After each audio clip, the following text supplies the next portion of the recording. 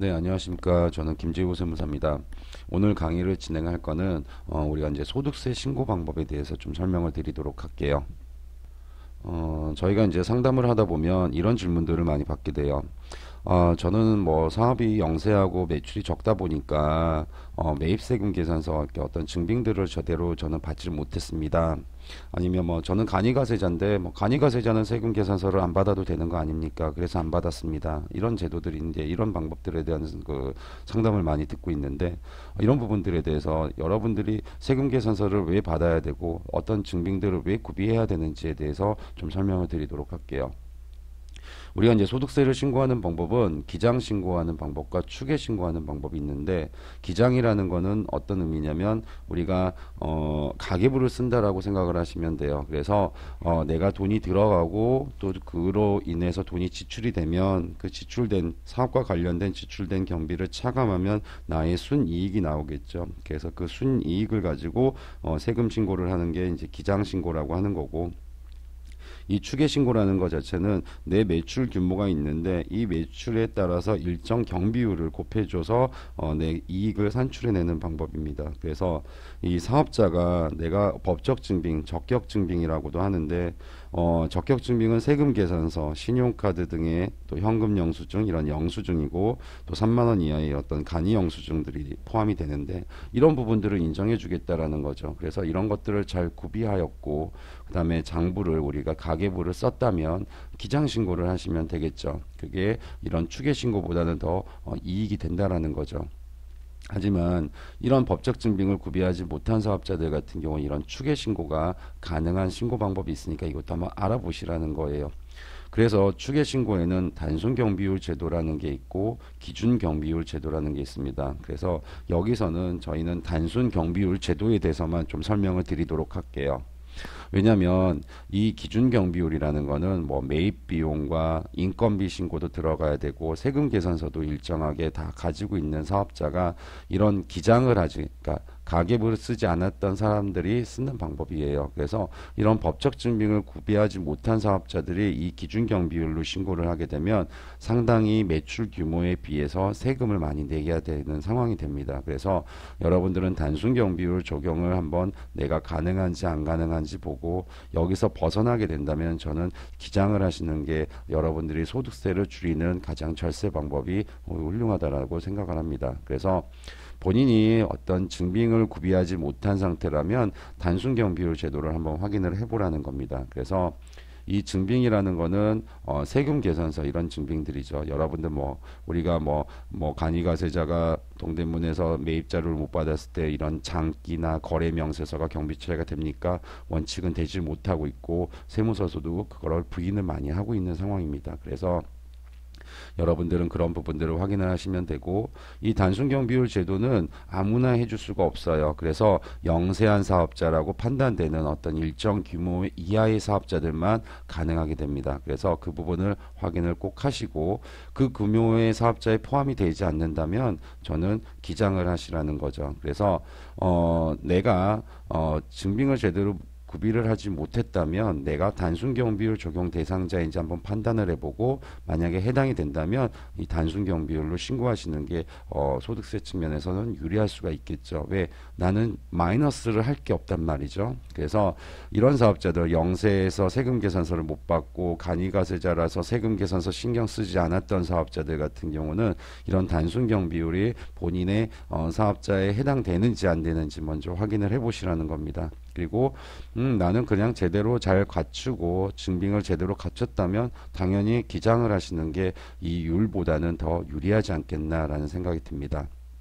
그러면 우리가 이제 어떨 때 나는 단순 경비율 적용 대상자가 되고 안 돼 있는 걸 판단을 해야 되잖아요. 그래서 원칙은 직전 연도 수익 금액을 판단을 하는 거예요. 예를 들어서 지금이 2013년도라면 2012년도에 너네들이 사업을 했다면 거기에 매출이 얼마입니까? 라는 거죠. 그 매출이 이 소매업 기준에서 그래서 여러분들은 쇼핑몰, 옷가게, 이베이 사업자들은 다 이게 소매업자라고 판단을 합니다. 그래서 소비자들한테 판매를 한 사업자 사업자들에 한해서는 직전 연도 수익 금액이 6천만 원 기준이에요. 그래서 예를 들어서 2012년도에 내가 6천만 원이 안 됐다라면 2013년도 올해에 대한 소득세 신고를 이번에 5월 달에 해야 되는데, 그 5월 달에 소득세 신고를 뭘로 해준다? 단순 경비율 적용도 가능한 사업자로 판단을 하겠다라는 겁니다. 그렇지만 이제 신규 사업자는 그 직전 연도의 수익 금액이 없기 때문에 그렇지 말고, 그러면 2013년도, 그러니까 올해 당해년도의 수익 금액으로만 판단하겠습니다라는 겁니다. 그 수익 금액은 3억 기준입니다. 그래서 올해가 신규 사업자였지만 3억이 넘어간 사업자들 같은 경우는 이런 단순 경비율 적용을 받지 못한 사업자가 되는 거겠죠. 그렇지만 이제 구매 대행 같은 경우는 우리가 이제 서비스 업종이라고 하는데, 이런 서비스 업종은 매출이 소매업보다는 전반적으로 낮아지기 때문에 합리적으로 금액이 낮춰져 있겠죠. 그래서 똑같은 금액, 똑같은 논리지만 금액이 2,400만 원이에요. 그래서 직전 연도 수익 금액이 2,400만 원이 넘어간다면 이 단순 경비율을 쓰지 못한다는 거고, 신규 사업자는 당해 수익 금액, 올해 2013년도의 수익 금액이 7,500만 원 기준으로 줄어들게 됩니다. 그래서 본인이 판단을 하고, 그렇다면 내가 단순 경비율이 적용 대상자가 되겠구나, 그리고 나는 합당한 증빙들을 제대로 갖추지 못했다라면 당연히 단순 경비율을 선택하는 게 옳다라고 저는 판단이 되고, 그러면 어떻게 계산을 하게 되냐면요, 이 내 매출의 일정 경비율을 곱해주는 그 금액을 경비로 인정해 주겠다라는 거예요. 그러면 내가 보관하고 있는 경비들은 다 의미가 없어지겠죠. 무슨 말씀인지 아시겠죠? 그래서 어떤 경비율이라는 건, 만약에 전자상 거래업 같은 경우, 우리가 소매업인데 전자상 거래업으로 되신 분들은 86% 정도 경비를 인정을 받아요. 약간의 차이는 생겨요, 상황에 따라서. 그렇지만 이 정도 비율이라고 보시면 되고, 그 다음에 내가 그냥 옷가게를 하고 있는 사업자들 같은 경우는 89% 정도가 됩니다. 그래서 내 업종에 따라서 경비율이 어떻게 인정이 되는지에 대해서는 국세청 사이트에 들어가시게 되면 표준 경비율이라는 거를 조회하는 버튼이 있어요. 그래서 그거를 확인을 하시면 확인이 가능해요. 그래서 만약에 그거를 확인을 못한다면 국번 없이 126번을 누르면 어떤 세금 상담을 받을 수가 있어요. 그런 데서 세금 상담도 받으실 수 있는 정보가 있다. 그래서 국번 없이 126번입니다. 그래서 세금 상담을 하시면 될 것 같고, 예를 들어서 내가 신규 사업자였고 쇼핑몰 사업자였는데 매출이 1억이 떴고, 나는 세금 계산서를 아무것도 안 받고 증빙 관리가 아무것도 안 돼 있습니다 라고 하는 사업자가 어떻게 소득세 신고를 해야 되냐면, 단순 경비율 적용 대상자가 되겠죠. 왜? 신규 사업자니까 당해 수익 금액이 3억이 안 됐으니까, 그러면 경비는 1억에 이 경비율 86%를 곱하면 8,600만 원을 인정을 받고, 그러면 1억에서 8,600만 원을 차감하면 1,400만 원의 이익이 확인이 되겠죠. 그래서 이 금액 가지고 이렇게 신고하는 방법이라는 거예요. 그래서 장점은 이런 증빙들을 구비해야 될 부담감은 없지만, 단점은 실질 경비를 반영하지 못하고 이런 일괄적인 경비를 인정해 줄 수밖에 없는 상황이라는 거죠. 그래서 여러분들의 상황에 맞춰서 내가 소득세 신고를 하기 위해서 내가 증빙들을 제대로 관리를 했고 가계부를 잘 썼다면 당연히 경비 인정을 받고 소득세 신고를 하겠지만, 그런 상황이 안 된 사람들 같은 경우는 어떻게 할 수가 없기 때문에 이런 단순 경비율로 한번 적용 대상자가 된다면 신고하는 방법이 맞다라고 생각을 합니다. 그렇지만 나는 이런 단순 경비율로 신고하는 것보다 실질적인 반영을 하고 싶다라고 해서 기장 신고를 선택한다면, 즉 뭐냐면 가계부를 쓰는데 방법이 두 가지 방법이 있다라는 거예요. 간단하게 가계부를 쓸 수 있는 방법도 있고, 복식북이라는 재무제표가 나오는 좀 복잡하고 좀 더 정확하게 나는 가계부를 쓰겠다라는 사업자가 있습니다. 그래서 이런 소매업 기준 같은 경우는 직전 연도 수익 금액이 3억이 미만이라면 이런 간편하게 쓸 수도 있습니다라고 얘기를 하는 거예요. 그렇지만 이런 미만인 사업자가 그래도 나는 좀 더 정확하게 쓰겠다라고 해서 어떤 비용을 지불해 가면서 이렇게 했다면, 너네들 어떤 납부해야 될 세금의 20%만큼은 기장세액 공제를 해주겠습니다라는 제도입니다. 그리고 이제 서비스 업종은 마찬가지로 얼마다 3억이 아니라 직전 연도 수익 금액이 7,500만 원이 됩니다. 그래서 제가 이런 컨설팅을 해주고 이렇게 상담을 해드려야 되는 저희 카페들이 지금 이 두 가지 운영을 하고 있기 때문에 그래서 동사정 사업자들은 여기에 해당이 될 것 같고요. ESM 그쪽의 사업자는 여기에 해당이 되거나 또 이제 직구 카페에 있는 구매 대행 같은 경우는 여기에 해당이 되니까 본인이 해당되는 이 매출 금액을 잘 알아두시기 바라는 거예요. 그래서 무조건 3억이 아니라 내가 서비스 업종은 직전 연도 수익 금액이 7,500만 원이 넘어간다면 뭐 해야 된다? 복잡하게 기장 신고를 해야 된다라는 제도입니다. 그래서 여러분들이 이 부분을 잘 알아두시고 여기서 제일 중요한 거는 장부를 정확하게 작성하는 것도 중요하지만 뭐다 이런 경비들을 잘 확보를 해야 된다라는 겁니다. 그래서 경비 확보는 최소 5년 이상 경비들을 잘 관리하고 있어야 돼요. 증빙들을 버리지 말고요. 그래서 소득세 신고를 하든 부가세 신고를 하든 자료들은 여러분들이 보관해야 될 의무가 있는 거고 제출은 신고서만 제출을 하게 되는 겁니다. 그래서 여러분들이 이런 법적 증빙들을 잘 구비를 하시라는 겁니다. 그래서 보시면 되고 그러면 한번 예를 들어 볼게요. 그래서 소매업 기준으로 했으니까 소매업 기준이 아니고 본인들이 서비스 업종이라면 이게 얼마다? 7,500만 원으로 이걸 바꿔야 될 거고요. 이것도 7,500만 원으로 바꿔야 되고 이것도 2,400만 원으로 바꿔야 되겠죠. 이렇게 바꿔서 이거를 한번 예를 들어서 볼게요.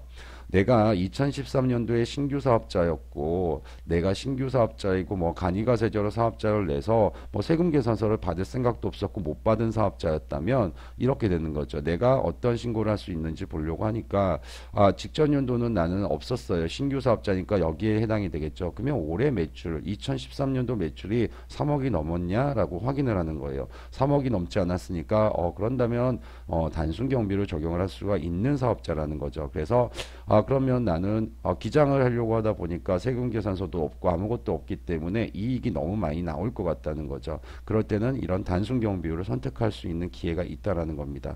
그렇지만 2014년도로 넘어가면 상황이 좀 달라지겠죠. 왜? 나는 계속 사업자니까 이 아래로 해당이 되겠죠. 직전 수익 금액이 6천만 원이 넘었는지 안 넘었는지 확인을 해보는 거예요. 넘어버린 거예요. 그래서 이렇게 단순 경비율을 쓸 수가 없는 거고요. 그러면 이렇게 단순 경비를 쓸 수 없고 나는 증빙을 확인을 못하는 상황이기 때문에 이렇게 가계부를 써야 되는 거고 그러다 보니까 어떤 증빙 관리가 2013년도보다는 훨씬 더 정확하게 잘 관리를 해야 된다는 겁니다. 그리고 이렇게 가산세 20%라는 게 무슨 의미냐면 일괄적으로 직전 연도 수익 금액이 4,800만 원이 넘은 사람들이 이런 추계 신고를 한다면 가산세 20%를 물겠다라는 제도예요. 그러죠? 그렇기 때문에 여러분들은 이때 상황이 될 때는 더 특이하게도 이렇게 우리 여러분들은 가계부를 쓰셔야 된다는 거예요. 그죠? 그러면 나는 간편하게 쓸 수 있는 조건이 되겠죠. 왜? 직전 수익 금액이 3억이 미만이 됐기 때문에 나는 이렇게 간편하게 쓰겠다라는 건데 아니다. 나는 그래도 이렇게 뭐 의뢰를 해서라도 나는 좀 복식부기로 기장을 했다라고 한다면 둘 중에 하나를 더 정확하게 신고를 했기 때문에 세무서에서는 기장세액공제라는 20% 감면을 공제를 해주게 돼요.